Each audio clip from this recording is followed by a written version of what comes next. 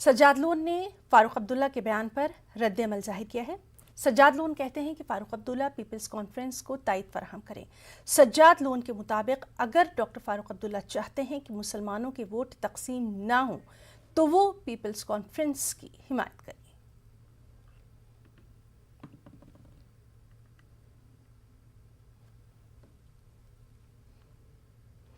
हरियाणा हुकूमत के जरिए धान की फसल वसूली मौखर किए जाने से किसान नाराज हैं। वो सड़कों पर उतर आए हैं।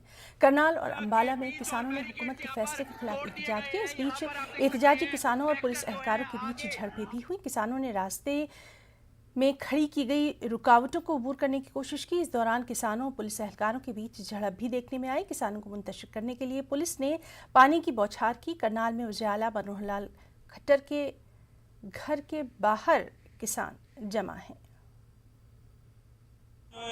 जो खट्टर सरकार ने 11 तरीका किया, किसानों के साथ बहुत बड़ी वो करी चीज जुल्म करिया और किसानों की फसलें पक के तैयार हो रही हैं और इसने जो एक तरीके कह के वो फिर वो 11 तरीक दे दिया है, तो उसके लिए हमने धरना यहाँ धर दिया है। सरकार जानबूझकर लेट कर रही है।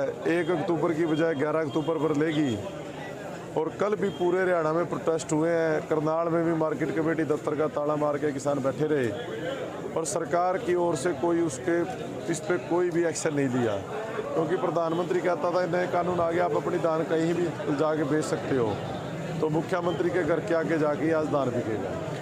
एक दुगलगी फरमान इन्होंने जारी किया कि जो हमारी खरीद है, जो हमेशा 1967 से लेकर आज तक 1 तारीख को शुरू हो जाती थी, इस बार इन्होंने 1 तारीख को हटाकर उसको 11 तारीख तक कर दिया। और उसी के आक्रोश में हमने कल ऐलान किया था कि अगर यह सरकारी खरीद शुरू नहीं हुई तो हम परमानेंट धरना सीएम के घर के सामने लगा देंगे। इन्होंने बैरिकेड लगाए, बैरिकेड तोड़कर सारे किसान शांतिपूर्वक तरीके से सीएम हाउस के सामने पहुंच चुके हैं और अब हम यहाँ परमानेंट धरना अपना रखेंगे जब तक सरकारी खरीद चालू